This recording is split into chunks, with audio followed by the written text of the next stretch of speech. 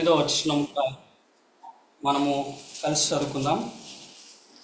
కాబట్టి ప్రతి మనుష్యుడు తను తాను పరీక్షించుకునవలెను, అలాగ చేసి ఆ రొట్టెను తిని ఆ పాత్రలోనిది త్రాగవలెను. కాబట్టి గమనించినట్లయితే మనము ఆరాధనలో కూడా దీని గురించి మనం చదువుకుంటూ వచ్చినాం కదా. కావున యోదయ, గలిలయ, సమరయ దేశములందంతటా సంఘము ఏమైందంట? క్షేమాభివృద్ధి నొందొచ్చు, సమాధానము కలిగి ఉండెను. కాబట్టి 1 కొరింథీయులకు రాసినటువంటి పత్రికలోనే మనం చూస్తూ వచ్చినాం కదా. ఎక్కడుంది అది? మనం చదువుకుంటూ వచ్చినాం ముందు 3వ వచనంలో ఉంది కదా. క్షేమాభివృద్ధియు హెచ్చరికయు ఆదరణయు కలుగునట్లు ప్రవచించువాడు మనుషులతో మాట్లాడుచున్నాడు కదా. కాబట్టి క్షేమాభివృద్ధి కలగాలంటే మనం ఏం చేయాలి అనేటువంటి విషయాన్ని మనం ఇక్కడ గమనిస్తూ వచ్చినాం కదా. అంతేకాదు ఇంకొక సందర్భంలో పౌలు అంటాడు, ప్రేమ వలన క్షేమాభివృద్ధి కలుగుతుంది అనేది చాలా చక్కగా చెప్పబడుతూ వచ్చింది. కాబట్టి మనం చూసుకున్నటువంటి మూడు ఏంటి అవి? విశ్వాసము, నిరీక్షణ, ప్రేమ కదా. వీటన్నిటిలో ముఖ్యమైనటువంటిది ఏదంట? వీటిలో శ్రేష్టమైనది. కాబట్టి ప్రేమ వల్లనే క్షేమాభివృద్ధి కలుగుతుంది అనేటువంటి విషయం కూడా అక్కడ తెలియజేస్తూ వచ్చినాడు అనమాట. కాబట్టి అంతేకాదు మనం గమనించినట్లయితే చూడండి, ఇక్కడ సంఘము అంటే ఎవరు? సంఘం అంటే ఎవరు? మనమే. ఎక్కడుంది ఇది? అపోస్తల కార్యములు 20వ అధ్యాయము 28వ వచనం చూడండి. అపోస్తల కార్యములు 20వ అధ్యాయం 28వ వచనం. తన స్వరక్తం ఇచ్చి సంపాదించిన తన సంఘము. చాలు చూడండి, తన స్వరక్తం ఇచ్చి సంపాదించుకున్న మనం ఇక్కడ చూస్తున్నాం ఏంటి? క్రీస్తు మన పాపముల నిమిత్తము మృతి పొందినాడు కదా. ఆయన ఏం చేసినాడు? కల్వరి శిలువలో మన కొరకు రక్తం కాల్చినాడు. కాబట్టి తన స్వరక్తం ఇచ్చి సంపాదించుకున్నటువంటి మనమే ఏంటి? ఆ సంఘం. కాబట్టి మనమే సంఘము. కాబట్టి చూడండి, క్షేమాభివృద్ధి నొందుచు అదేవిధంగా ఇంకా ఏం కలిగి ఉన్నారంట? ఆ సమాధానము కలిగి ఉండెను కదా. సమాధానము కలిగి ఉండెను, పీస్. ఈ దినాల్లో సమాధానం చాలా కరువు అయిపోయింది కదా. కాబట్టి మనం గమనించినట్లయితే వ్యక్తిగతంగా మన జీవితాల్లో చూసుకున్నట్లయితే ఎక్కడ కూడా అనేక సార్లు సమాధానం ఉండదు కదా, సంతోషం ఉండదు కదా. అంతేకాదు కుటుంబాల్లో సమాధానం ఉండదు. కాబట్టి ఇండివిజువల్గా మన జీవితాల్లో సమాధానం లేకపోతే ఆబ్వియస్గా కుటుంబంలో సమాధానం ఉండదు. కుటుంబంలో సమాధానం లేకపోతే ఆబ్వియస్గా ఎక్కడ సమాధానం ఉండదు? సంఘంలో ఉండదు.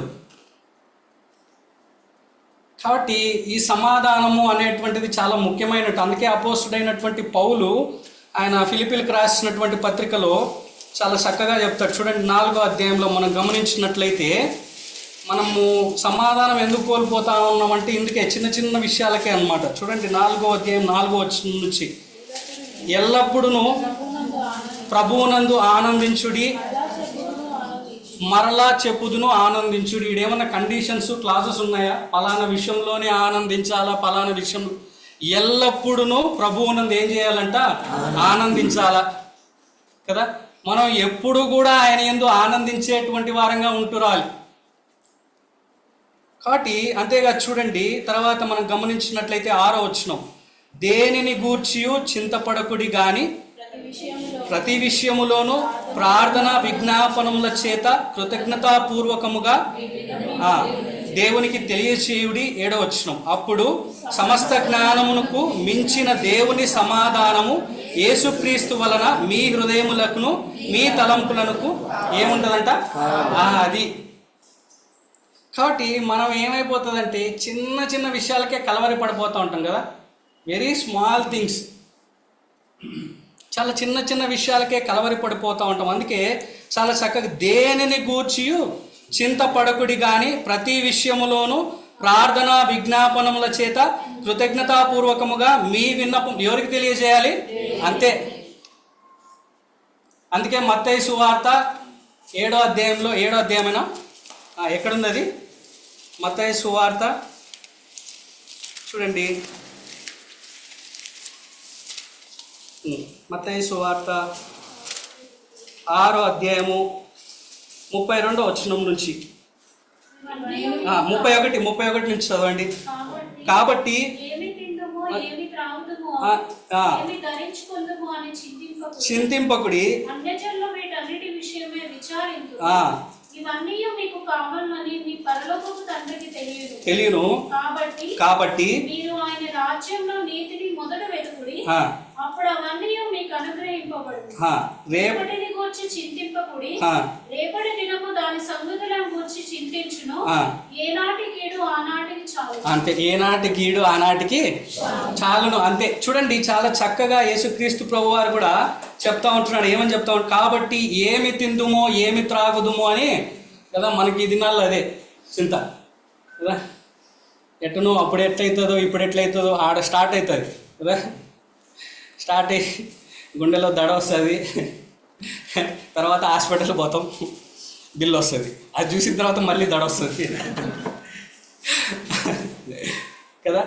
కాబట్టి చిన్న చిన్న విషయాలకి మనము ఆ యొక్క పట్టించుకోవాల్సినటువంటి అవసరం, చింతించాల్సినటువంటి అవసరం లేదు. మనం అనేక మార్లు కూడా అదే మనము అంటే మనం గ్రహించలేనటువంటి, అంటే ఇదేదో మనకు చాలా క్యాజువల్గా లేకపోతే అనిపించవచ్చు కానీ, లేకపోతే హాస్యంగా అనిపించవచ్చు కానీ, అనేక మార్లు మనం చూసుకోండి, మనం చూసుకున్నట్లయితే, మన జీవితాన్ని మనం చూసుకున్నట్లయితే, మనం చాలాసార్లు మన దేవుడు ఇంత గొప్ప దేవుడు అని మర్చిపోతూ ఉంటాం. చిన్న చిన్న వాటిని కూడా అనేక అంటే దాన్ని ఆలోచించి ఆలోచించి ఆలోచించి పెద్దది చేసుకుని ఏం చేస్తాం, సమాధానం లేకుండా పోతుంది అనమాట.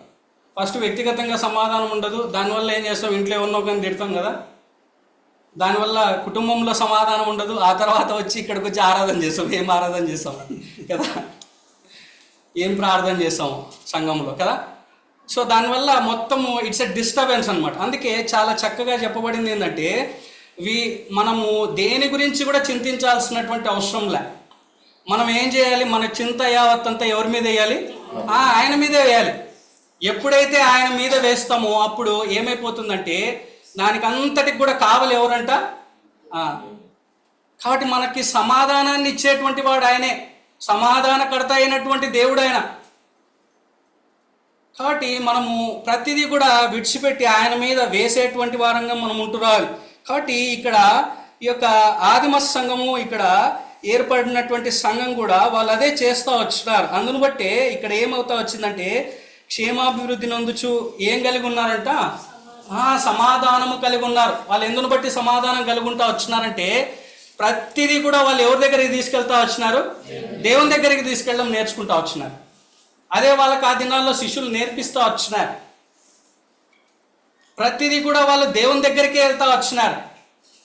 ప్రతిదీ కూడా దేవునికి మొరపెట్టడం నేర్చుకుంటా వచ్చినారు. దేవునికి కృతజ్ఞతాస్తుతులు ప్రభువునందు ఆనందిస్తూ ఉంటున్నారు కదా. అందుకని బట్టి మనం చూసుకున్నట్లయితే అపోస్తుల కార్యములు 2వ అధ్యాయము 46వ వచనము 47వ వచనం చూడండి. మరియు వారు ఏకమనస్కులై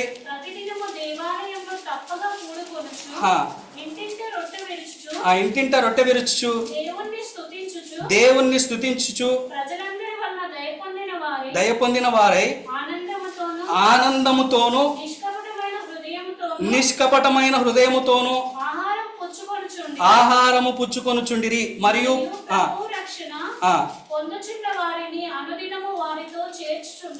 చూడండి, వాళ్ళు ఏ విధంగా ఆహారం పుచ్చుకుంటా ఉన్నారంట? ఆనందముతోను నిష్కపటమైన ఆహారం. అంటే ఏంది? రోజు తినేదే కాదు. మనం ముందుంచబడినటువంటి బల్ల. కాబట్టి వాళ్ళు అదే చేస్తూ ఉంటున్నారు. ఏం చేస్తాం? ప్రతి దినము దేవాలయంలో తప్పక కూడుకొనొచ్చు, ఇంటింట ప్రతి దినము కూడుకుంటా ఉన్నారు కదా. అందుకే 6 దినాలు ప్రిపరేషన్ చెప్తా ఉండేది అందుకే అనమాట. కాబట్టి మనం ప్రతి దినము వాళ్ళు ఆనాడు కూడుకుంటా ఉన్నారు. అందును బట్టే వాళ్ళ జీవితాల్లో ఏముంటా వచ్చింది? ఆనందము, నిష్కపటమైనటువంటి హృదయం. అందును బట్టే వారి జీవితాల్లో ఏమొచ్చింది? వాళ్ళు ఏం చేస్తా వచ్చినారు? వాళ్ళు ఏం నేర్చుకుంటా వచ్చినారు? ప్రతిదీ కూడా ఎవరి దగ్గర పెట్టాలని నేర్చుకుంటా వచ్చినారు? దేవుని దగ్గర పెట్టాలని నేర్చుకుంటా వచ్చినారు. అందును బట్టే వారి జీవితాల్లో ఏం కలుగుతూ వచ్చింది? సమాధానం కలుగుతూ వచ్చింది. కాబట్టి మన జీవితాల్లో కూడా ఈ సమాధానం కలిగి ఉండాలంటే ఎన్ని ఫాలో అవ్వాలి కదా. ఇవన్నీ కూడా ఫాలో అయినప్పుడు మనము మన జీవితాల్లో కూడా సమాధానాన్ని కలిగి ఉండేటువంటి వారంగా మనం ఉంటూ వస్తాం. తర్వాత మనం గమనించినట్లయితే ఇంకా వాళ్ళు ఏం చేస్తూ వచ్చినారంట చూడండి. మరియు ప్రభువునందు 31వ వచనం, 9వ అధ్యాయం 31వ వచనం. మరియు ప్రభువునందు భయమును పరిశుద్ధాత్మ ఆదరణయు కలిగి నడుచుకొనుచు విస్తరించుచుండెను. చాలా ముఖ్యమైనటువంటి విషయం ఇక్కడ కదా. ప్రభువునందు ఏం కలిగి ఉందంట వాళ్ళకి? భయము. ప్రభువునందు భయము. Walk in the fear of lord అని ఉంది కదా ఇంగ్లీష్లో అయితే. వాళ్ళు ప్రభువునందు అంటే భయం, దేవుని యొక్క భయములో నడుచుకొనుచున్నారు అని రాయబడతా ఉంది ఇంగ్లీష్లో. కాబట్టి ప్రభువునందు భయము కలిగి జీవిస్తూ ఉంటున్నారు కదా. మనము ఎంతసేపు దేవుని యొక్క ప్రేమ గురించి కదా, దేవుని యొక్క కృప గురించి, లేకపోతే దేవుడు చేసినటువంటి మహాకార్యముల గురించి చెప్తే మనం ఎంతసేపు అయినా వింటాం కదా. భయం గురించి లేకపోతే ఆయన ఉగ్రత గురించి చెప్తే ఏమనుకుంటాం కదా, మనం కొంచెము అంటే డిస్టర్బ్ అవుతాం కదా. కానీ మనము ఆయన యొక్క భయము గురించి తెలుసుకునేటువంటి వారంగా, అంటే దేవుడు అంటే భయం కలిగి ఉండేటువంటి వారంగా మనం ఉంటూ రావాలి. దాని గురించి కూడా మనం వినేటువంటి వారంగా, లేకపోతే దాని గురించి కూడా మనం తెలుసుకునేటువంటి వారంగా మనం ఉంటూ రావాలి. అందుకే అపోస్తలుడైనటువంటి పౌలు ఏమని చెప్తా వచ్చినట్టు చూడండి. అదే ఫిలిప్పీలకు రాసినటువంటి పత్రిక 2వ అధ్యాయం 12వ వచనం. 2వ అధ్యాయం 12వ వచనం. కాగా నా ప్రియులారా, ప్రకారము నా ఎదుట ఉన్నప్పుడు మాత్రమే కాక మరి ఎక్కువగా నేను మీతో లేని ఈ కాలమందును భయముతోను వణకుతోను ఎట్లా కొనసాగించాలంట మన సొంత రక్షణని? భయముతోను వణకుతోను. అంతేకాదు ఏమని చెప్పు, నా ఎదుట ఉన్నప్పుడు మాత్రమే కాక మరి ఎక్కువగా నేను లేనప్పుడు కదా. మామూలుగా మన పిల్లలు ఎట్లా ఉంటారు, తల్లిదండ్రులు ఉంటే భయం యాక్ట్ చేస్తారు కదా. మనం కూడా చాలాసార్లు యాక్ట్ చేస్తాం భయం దేవుని దగ్గర కదా. ఎందుకు? దేవుడు అంత ఈజీగా శిక్ష తీసుకురాడు పాపం కదా. కృప కలిగినటువంటి దేవుడు, కరుణ కలిగినటువంటి దేవుడు కదా. కాబట్టి అందుకే ఇక్కడ చాలా చక్కగా ఏమనుందంటే, నా ఎదుట ఉన్నప్పుడు మాత్రమే గాక మరి ఎక్కువగా నేను మీతో లేని ఈ కాలమునందును భయముతోను వణుకుతోను కదా. కాబట్టి భయముతో వణుకుతో మన రక్షణని మనం ఏం చేయాలంట? కొనసాగించేటువంటి వారంగా ఉంటూ రావాలి. దేవుని యొక్క భయములో మనం ఉండాలి. దేవుడు అంటే భయము కలిగి ఉండేటువంటి వారంగా ఉంటూ రావాలి. అంతేకాదు ఈ భయము మనము ఇంకా ఏమని చెప్పవచ్చు అంటే,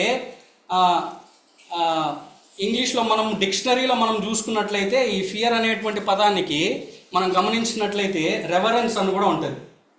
రెవరెన్స్ అంటే ఏంటి అర్థం? రెస్పెక్ట్ కదా, గౌరవించడం అన్నమాట. కాబట్టి మనము చూడండి, అంటే ఒకటి గమనించండి, మనం ఎవరినన్నా ఒక వ్యక్తిని గౌరవిస్తూ ఉన్నట్లయితే వాళ్ళు చెప్పినటువంటి మాటలు వాళ్ళు లేనప్పుడు కూడా మనం పాటిస్తాం కదా.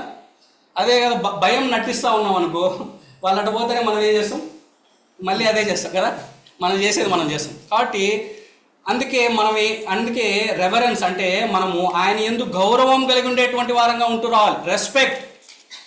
మనకు ఎప్పుడైతే దేవుడు అంటే ఆ యొక్క గౌరవం కలిగి ఉంటామో మనకు ఖచ్చితంగా మనం ఆయన అంటే భయం కలిగి ఉండేటువంటి వారంగా ఉంటూ వస్తాం కదా. టయానికి రావాలి అంటే రావాలి అంతే కదా. మనము నాకు కూడా అది క్లియర్గా కదా. కాబట్టి మనము అది ఆయన మీద మనం గౌరవం కలిగి ఉన్నామంటే మనం ఏం చేస్తాం, ఖచ్చితంగా ఆటోమేటిక్గా వచ్చేస్తాం. పొద్దున లేవాలి, లేచి ప్రార్థన చేసుకోవాలి, లేకపోతే లేచి బైబిల్ చదువుకోవాలి.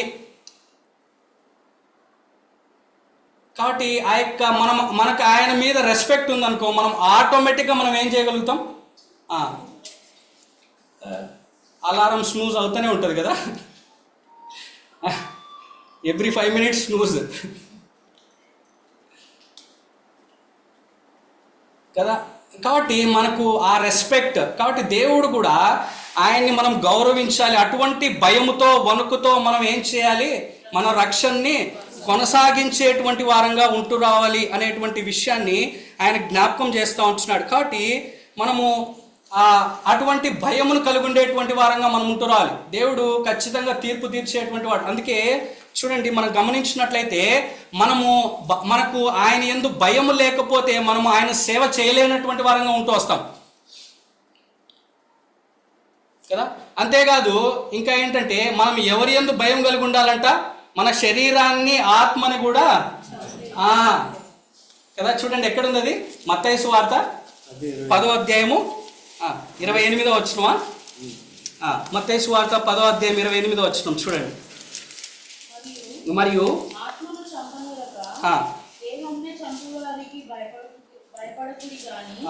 ఆత్మను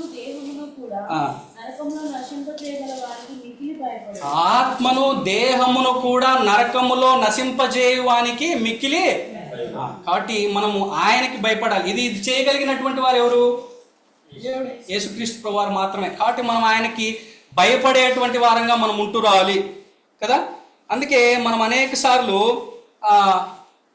భయము నటించేటువంటి వారంగా ఉండకూడదు, కానీ మనం నిజంగా ఆయనకి భయపడేటువంటి వారంగా మనం ఉంటూ రావాలి. అంతేకాదు ఆయనకి విరోధముగా, లేకపోతే ఆయనకి అంటే ఏమంటాం, అఫెండెడ్గా మనము. అందుకే మనం గమనించినట్లయితే చూడండి, ఆయన అఫెన్స్ అయితే ఎంత దారుణంగా ఉంటుందో చూడండి. చాలా చక్కని ఎగ్జాంపుల్ ఉంది. న్యాయాధిపతుల గ్రంథము 10వ అధ్యాయంలో మనం చూసుకున్నట్లయితే వీళ్ళు ఏం చేస్తూ వచ్చినారు చూడండి. ఇశ్రాయేలీయులు 7వ వచనం, న్యాయాధిపతుల గ్రంథము 10వ అధ్యాయము 7వ వచనం.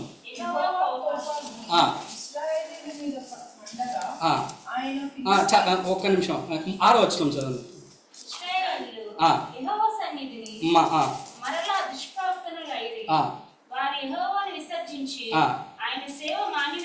చూడండి, యెహోవాను విసర్జించి ఏం చేసినారు? అది దేవుని భయం లేకపోతే దేవుణ్ణి విసర్జిస్తే ఫస్ట్గా మానేసేది ఏంది? సేవే. దేవుణ్ణి సేవించడం మానేస్తాం. దేవుణ్ణి సేవించడం అంటే ఏంటి? ఆరాధించడము. కాబట్టి వీటన్నిటిలో ఇవన్నీ చేయడమే సేవ. కాబట్టి మనము దేవుణ్ణి విసర్జించినట్లయితే, లేకపోతే దేవుని భయంలో మనం లేకపోయినట్లయితే మనం ఏం చేస్తామంటే మొట్టమొదటిగా మానేసేది సేవే. తర్వాత ఆయన ఏం చేస్తూ వచ్చినాడు? ఫిలిస్తీయులకి, అమ్మోనీయులని వాళ్ళకి అప్పగిస్తూ వచ్చినాడు. చూడండి, వీళ్ళందరూ కూడా ఇశ్రాయేలీయులు ఎవరి దగ్గరకు వచ్చిన తర్వాత వాళ్ళ తప్పు తెలుసుకొని చూడండి 13వ వచనం, 12వ వచనం.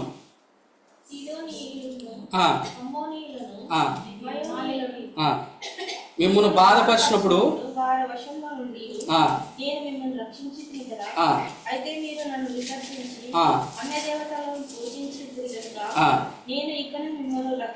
ఏమన్నాడు కదా? దేవుడు ఏమన్నాడు? క్లియర్గా ఏమన్నాడు? ఏం చేసినారు వీళ్ళు ఆయన్ని అఫెండ్ చేసేటట్టుగా ఏం చేసినారు? వీళ్ళు కార్యం చేసినారు. వీళ్ళకన్నీ నేర్పించి వీళ్ళకన్నీ చేస్తే ఆయన ఏం చేస్తూ ఉన్నారంటే, ఆయన అఫెండ్ చేసేటువంటి విధంగా వీళ్ళు ప్రవర్తిస్తూ ఉంటున్నారు. భయం లేనటువంటి వారిగా కదా. ఆ విధంగా జీవించినటువంటి కారణాన్ని బట్టి ఏమంటా ఉన్నాడు? నేను ఇంకేం చేయను, నేను రక్షింపను. తర్వాత ఇంకొక మాట అంటాడు చూడండి, పోయి మీరు కోరుకొనిన దేవతలకు మొరపెట్టుకునుడి, మీ శ్రమకాలమున అవి మిమ్మల్ని రక్షించునేమో అని కదా. ఏమన్నాడు? పోయి మీరు మొక్కున్నారు కదా, ఎవరికి మొక్కున్నారు? బయలుదేవతలకి, లేకపోతే అమ్మోనీయుల దేవతలకి, వీళ్ళకందరికీ మొక్కున్నారు కదా, పోయి మళ్ళీ మొక్కోపండి, వాళ్ళు రక్షిస్తారేమో చూద్దాం. కాబట్టి మన జీవితాల్లో మనం దేవుణ్ణి అఫెండ్ చేస్తే, భయం లేకుండా దేవుణ్ణి అఫెండ్ చేస్తే ఇదే జరుగుతుంది. కాబట్టి అయితే దేవుడు కృప కలిగినటువంటి దేవుడు తర్వాత ఇశ్రాయేలుని రక్షించినాడు, అది వేరే విషయం. బికాస్ ఆయన ఏంటంటే హీ వాంట్స్ టు, చూడండి తర్వాత మనం గమనించినట్లయితే వాళ్ళు ఎప్పుడైతే వారి జీవితాల్లో మళ్ళీ సేవను ఆరంభిస్తారో చూడండి 16వ వచనం, అందుకే చదవండి. యెహోవాను సేవింపవలనని తమ మధ్య నుండి అన్య దేవతలను తొలగింపగా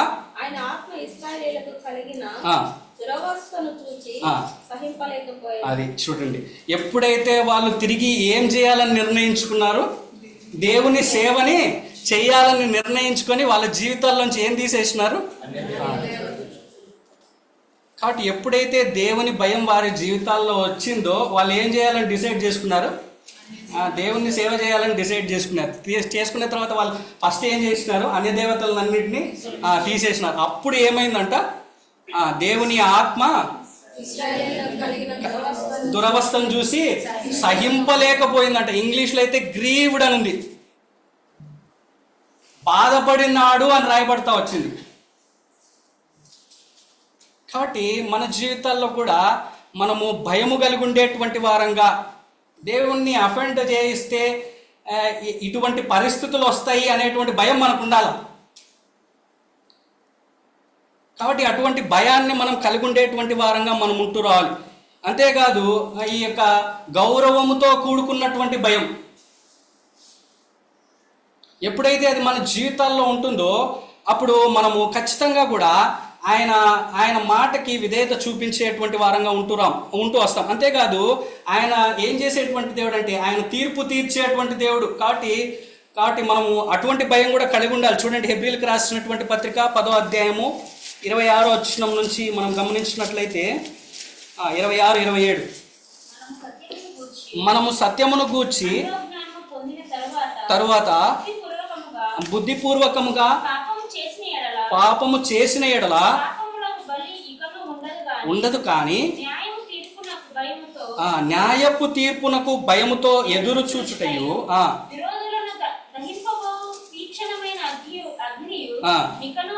నికను ఉండును. కాబట్టి ఇటువంటి భయం, కాబట్టి ఏంటి మనకి ఏంటంట, మనము సత్యమును గూర్చి అనుభవ జ్ఞానము పొందిన తర్వాత, అంటే సత్యం అంటే ఏంటి, ఇదే క్రీస్తు మన పాపముల నిమిత్తము మృతి పొందెను, సమాధి చేయబడెను, అది సత్యం, అది సువార్త.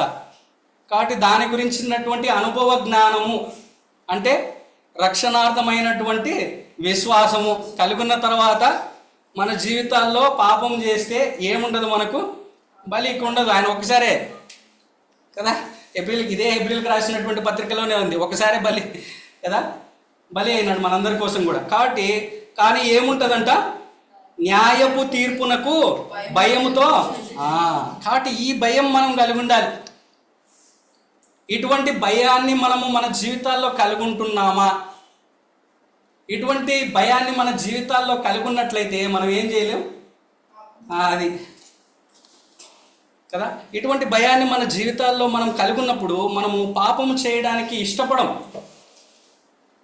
పాపాన్ని చేయలేం కూడా. అంతేకాదు ఇంకా చూడండి 30వ వచనము 31వ వచనం కూడా,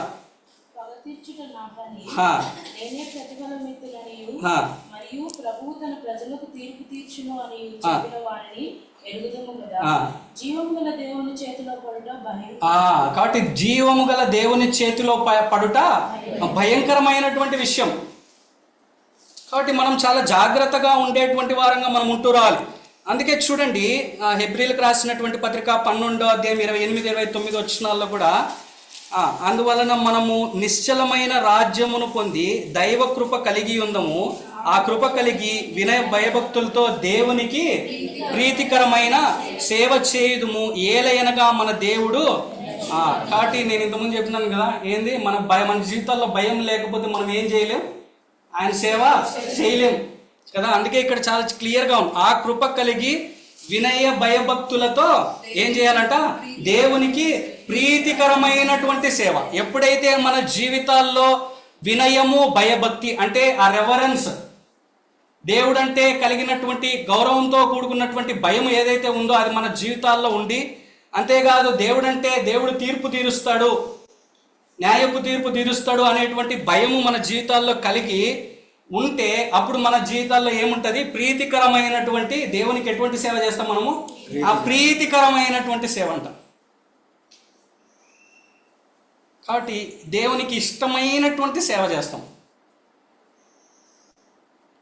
కాబట్టి ఆ వినయ భయభక్తులతో కూడుకున్నటువంటిది మన జీవితాల్లో ఉండాలి. అటువంటి భయాన్ని మనము కలిగి ఉండేటువంటి వారంగా మనం ఉంటూ రావాలి. కాబట్టి అందుకే భయము మన జీవితాల్లో దేవుని యందు ఎందుకు భయం కలిగి ఉండాలంటే అనేకమైనటువంటి వచనాలు ఉన్నాయి.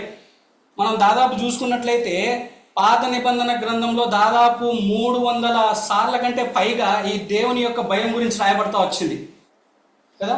సామెతల గ్రంథంలో అయితే అనేక మార్లు రాయబడతా వచ్చింది. చూడండి, సామెతల గ్రంథం 9వ అధ్యాయం 10వ వచనం. సామెతల గ్రంథం, సామెతలు 9:10. యెహోవా యందు భయభక్తులు కలిగి ఉండుటయే జ్ఞానమునకు మూలము. కాబట్టి యెహోవా యందు భయభక్తులు కలిగి ఉండుటయే దేనికి మూలమంట? జ్ఞానానికి మూలము కదా. ఎటువంటి జ్ఞానం ఇది? దేనికి సంబంధించినటువంటి జ్ఞానము? కాబట్టి దేవునికి సంబంధించినటువంటి జ్ఞానం ఇది కదా. అందుని బట్టి మనం గమనించినట్లయితే అటువంటి ఎప్పుడైతే మనము దేవుని గురించి మరింతగా జ్ఞానము కలుగుంటామో మనం ఆయనకి మరింత సమీపంగా వెళ్ళిపోతూ వస్తాం. అందును బట్టి మనం చూడండి, గమనించినట్లయితే ఫిలిప్పీలకు రాసినట్టు అపోస్తుడైనటువంటి పౌలు ఫిలిప్పీలకు రాస్తూ 2వ అధ్యాయంలో ఏం చెప్తా వచ్చినాడు? భయం గురించి చెప్తా వచ్చినాడు. 3వ అధ్యాయంలో దేని గురించి చెప్తా వచ్చినాడు? చూడండి, 3వ అధ్యాయము, ఫిలిప్పీలకు రాసినటువంటి పత్రిక 3వ అధ్యాయము 7-8 వచనాలు. అయినను ఏవేవి నాకు లాభకరములై ఉండెనో నష్టముగా ఎంచుకొంటిని. నిశ్చయముగా నా ప్రభు అయిన యేసుక్రీస్తును గూర్చిన అతి శ్రేష్టమైన జ్ఞానము నిమిత్తమై సమస్తమును నష్టముగా ఎంచుకొనుచున్నాను అంటున్నాడు కదా. చూడండి, 2వ అధ్యాయంలో దేని గురించి మాట్లాడుతూ వచ్చినాడు? భయముతో వణుకుతో దేనిని కాపాడుకోవాలంట? మన సొంత రక్షణని మనం కాపాడుకుంటూ రావాలి. ఎప్పుడైతే మనం అటువంటి భయం కలిగి ఉంటామో మనం ఏం చేయగలుగుతామంట? నిశ్చయముగా నా ప్రభు అయిన యేసుక్రీస్తును గూర్చిన అతి శ్రేష్టమైన జ్ఞానము నిమిత్తం మనం ఏం చేస్తాం? సమస్తాన్ని. కాబట్టి యెహోవా యందు భయభక్తులు కలిగి ఉండుట జ్ఞానానికి మూలం. కాబట్టి మనము దేవుని యందు భయభక్తులు కలిగి ఉండేటువంటి వారంగా మనం ఉంటూ రావాలి. అంతేగా చూడండి, ఇంకా ఏం రాయబడతా వచ్చింది? సామెతలు 8:13. యెహోవా యందు భయభక్తులు కలిగి ఉండుట చెడుతనమును అసహ్యించుకొనుటయే. మనం ఇంతకుముందు చూసినటువంటి ఎగ్జాంపుల్ ఎక్కడ? న్యాయాధిపతుల గ్రంథము 10వ అధ్యాయంలో ఇశ్రాయేలీయులు వారి జీవితంలో వారికి యెహోవా యందు భయభక్తులు లేని కారణాన్ని బట్టి వాళ్ళు దేన్ని ఫాలో అవుతా వచ్చినారు? వారి జీవితాల్లో చెడుతనం వచ్చేసింది. తద్వారా వారి జీవితాల్లో ఏం చేయలేకపోతా వచ్చినారు? దేవుని యొక్క సేవని మానివేస్తా వచ్చినారు.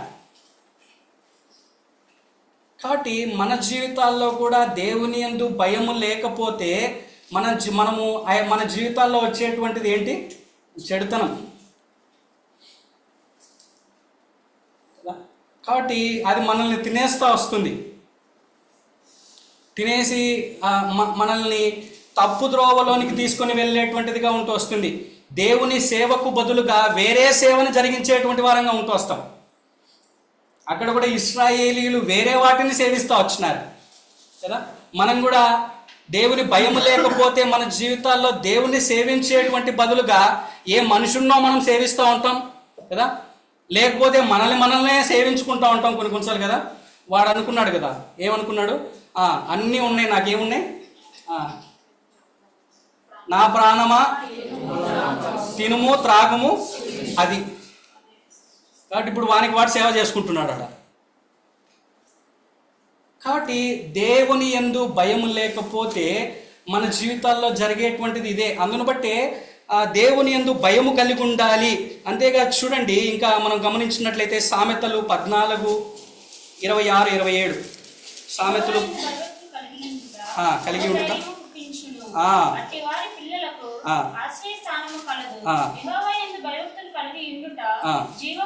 జీవపు ఊట అది మరణ పాశములలో నుండి విడిపించును. కాబట్టి యెహోవా యందు భయభక్తులు కలిగి ఉంట బహుధైర్యము పుట్టించునంట. బహుధైర్యం కలుగుతుంది. శద్రకు మేషకు అబేద్నెగోలు ధైర్యం కలుగుంటా యెహోవా యందు భయభక్తులు కలుగుంటా వచ్చినారు. కాబట్టి ఏమంటా వచ్చినారు? ఓ నెబుకద్నెజరు అని పిలుస్తా వచ్చినారు. ఎవరిని? రాజుని, చక్రవర్తి ఆయన.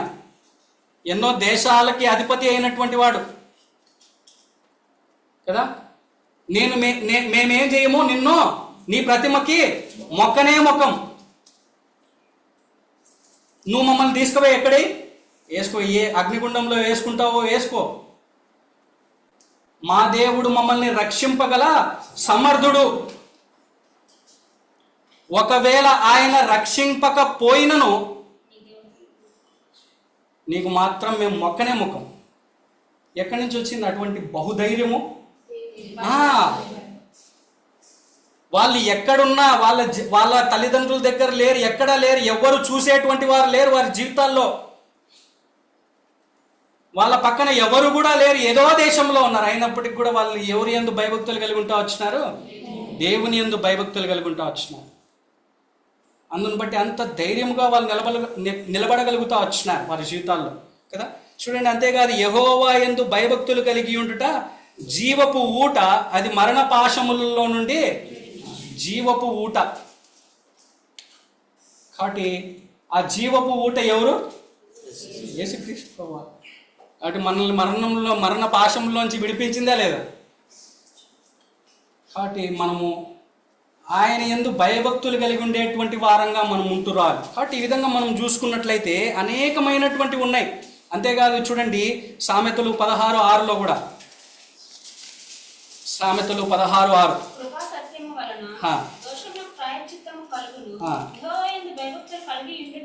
వలన మనుషులు చెడుతనము నుండి ఏమైపోతారంట? తొలగిపోతారంట కదా. అందును బట్టి యోసేపు ఏమంటా వచ్చినాడు? ఏ విధముగా నేను దేవునికి వ్యతిరేకముగా, అందుకు ఏమైపోతా పారిపోతా వచ్చినాడు, అక్కడి నుంచి పరిగెత్తా వచ్చినాడు. కాబట్టి అటువంటి భయాన్ని మన జీవితాల్లో మనం కలిగి ఉండేటువంటి వారంగా మనం ఉంటురాలి. అటువంటి భయాన్ని మనం కలుగున్నామా అనేటువంటి విషయాన్ని మనం ఒకసారి జ్ఞాపకం చేసుకుంటురాలి. అంతేకాదు మనం చూసుకున్నట్లయితే సామెతలు 22:4 కూడా అది ఐశ్వర్యములకు యెహోవా యందు భయభక్తులు కలిగి ఉండుట వినయమునకు, ఐశ్వర్యమును వినయమునకు ప్రతిఫలం కదా. ఐశ్వర్యం కదా, చదవండి, క్షమించండి, చదవండి.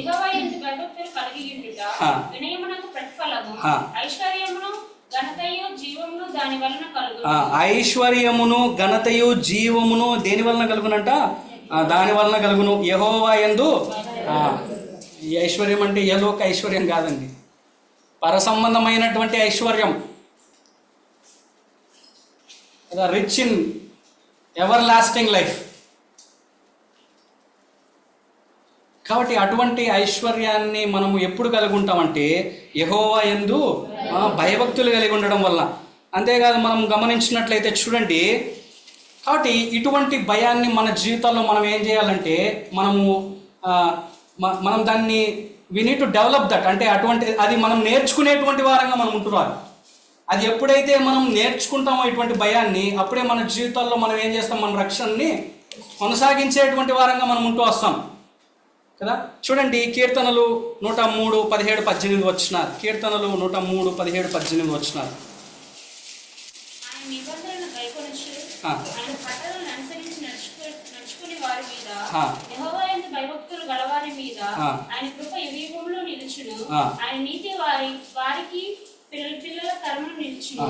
ఆయన నిబంధనను గైకొనుచు ఆయన కట్టడలను అనుసరించి నడుచుకుని వారి మీద, యెహోవా యందు భయభక్తులు గల వారి మీద.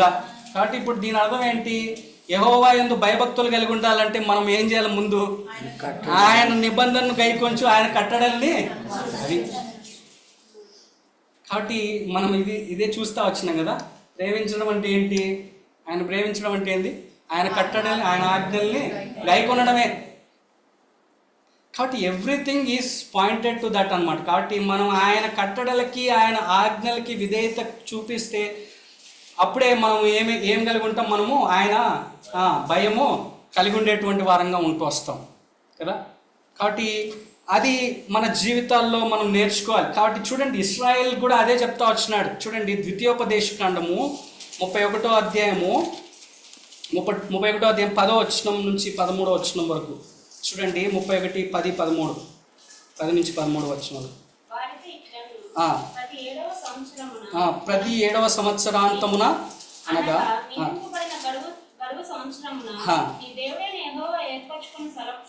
స్థలమందు ఇశ్రాయేలీయులందరూ ఆయన సన్నిధిని కనబడి ఆచరించినప్పుడు ఇశ్రాయేలీయులందరి ఎదుట ఈ ధర్మశాస్త్రము ప్రకటించి వారికి ఏం చేయాలంట? వినిపింపవలెను. తర్వాత మీ దేవుడైన యెహోవాకు భయపడి నడుచుకున్నట్లు పురుషులేమి స్త్రీలేమి పిల్లలేమి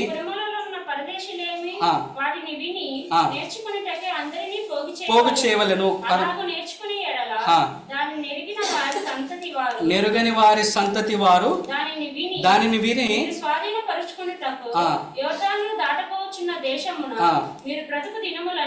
మీరు బ్రతుకు దినములన్నీ మీ దేవుడైన యెహోవాకు భయపడుట. ఎప్పుడు నేర్చుకుంటాం? మీ దేవుడైన యెహోవాకు భయపడుట ఎప్పుడు నేర్చుకుంటారు? ఎప్పుడు ఏం చేసి నేర్చుకుంటారు? ఆ ధర్మశాస్త్రాన్ని ఏం చేయాలి వాళ్ళు? విని ఫస్ట్ వినాల కదా. వినటం వలన ఏమొస్తుంది?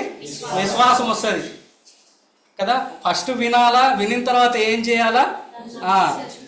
ఈ ధర్మశాస్త్ర వాక్యములన్నిటినీ అనుసరించి నడుచుకున్నట్లు పురుషులేమి స్త్రీలేమి పిల్లలేమి. కాబట్టి అనుసరించి ఏం చేయాలంటే వాటిని అనుసరించి నడుచుకోవాలి. కాబట్టి ఆ దినాల్లో ఏముంది? ధర్మశాస్త్రం అంటే ఏంది? ఒకటే ఉండేదన్నమాట కదా. ఆడబెట్టి ఏం చేస్తున్నారు వాళ్ళు? చదువుతా అన్నారు, వినిపిస్తా అన్నారు. కానీ ఇప్పుడైతే మనకి ఏమైపోయింది? ప్రతి ఒక్కరికి చేతిలో. కాబట్టి మనం ఏం చేయొచ్చు ఇప్పుడు? ప్రతిదినం కూడా కాబట్టి ఇశ్రాయేల్కి చెప్పినాడు. కాబట్టి ప్రతి 7వ సంవత్సరం నేను కూడా చదువుతానంటే మధ్యలో పోతావు కదా. కాబట్టి ఇప్పుడు మన చేతిలోనే ఉంది. కాబట్టి మనం ఏం చేయొచ్చు అంటే దీన్ని చదివి కదా. అంతేకాదు మనం ప్రతిదినము ఏం చేస్తూ ఉంటున్నాం కదా. వీళ్ళు కూడా ఏం చేసినారు? ఒక చోట ఏం చేసినారు? గ్యాదర్ అయినారు కదా. మనం కూడా ప్రతిదినం మనకు దేవుడు ఏమి ఇచ్చినాడు? సంఘాన్ని ఇచ్చినాడు కదా. ప్రతిదినము మీటింగ్ ఉంది. ప్రతిదినము మనం గ్యాదర్ అయ్యి మనం ఏమి వింటూ ఉన్నాం? దేవుని వాక్యాన్ని వింటూ ఉన్నాం. కాబట్టి విన్నటువంటి వాక్యాన్ని మనం అనుసరించి నడుచుకున్నట్లయితే మన జీవితాల్లో ఏముంటుంది? మీ దేవుడైన యెహోవాకు భయపడుట మనం ఏం చేస్తామో నేర్చుకుంటాం. కాబట్టి మనము అది నేర్చుకునేటువంటి వారంగా మనం ఉంటున్నాం. ఎప్పుడైతే మనం మన జీవితాల్లో అది నేర్చుకుంటామో మనం ఆటోమేటిక్గా మన రక్షణని మనం ఏం చేస్తామో కొనసాగించి దాన్ని కాపాడుకునేటువంటి వారంగా ఉంటూ వస్తాం. యేసుక్రీస్తు ప్రభు వారు కూడా అదే చేస్తూ వచ్చినాడు. చూడండి హెబ్రీలకు రాసినటువంటి పత్రిక 5:7 ఒక 2 వచనాలు నేను చూపించి ముగించేస్తాను. చూడండి హెబ్రీలకు రాసినటువంటి పత్రిక 5వ అధ్యాయం.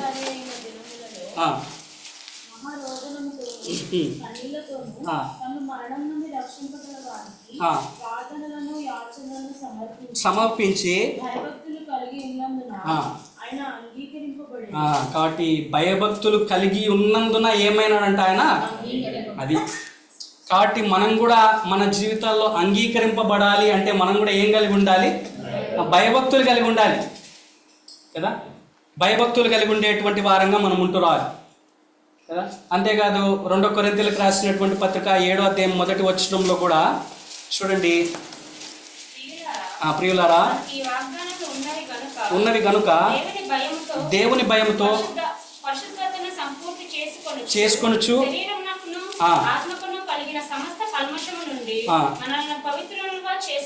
మనల్ని మనము పవిత్రులుగా ఎప్పుడు చేసుకుంటాం? మనకేముంటది? దేవుని భయముతో కదా.